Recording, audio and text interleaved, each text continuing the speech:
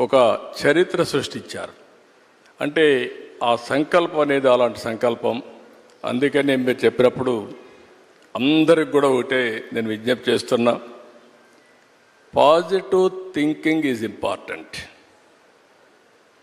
ప్రతి ఒక్క వ్యక్తికి ఛాలెంజెస్ రాకుండా ఉండవు, లైఫ్లో క్రైసిస్ రాకుండా ఉండవు. నాకైతే నా జీవితంలో దేశంలో ఏ రాజకీయ నాయకుడు ఫేస్ చేయలేని క్రైసిస్ ఫేస్ చేశా. ప్రతి ఒక్క సంక్షోభాన్ని ఒక అవకాశంగా తీసుకున్నా, అక్కడి నుంచి ఇంకా పైకి లేసి వచ్చాను తప్ప ఎక్కడా ధైర్యపడలేదు. అలాంటి చేయగలిగితే ఆకాశమే హద్దుగా ఎదిగే పరిస్థితి వస్తుంది. ఒక మహాత్మా గాంధీ, ఒక సాధారణ కుటుంబం, ఒక అంబేద్కర్ గారు, ఒక మామూలు కుటుంబం.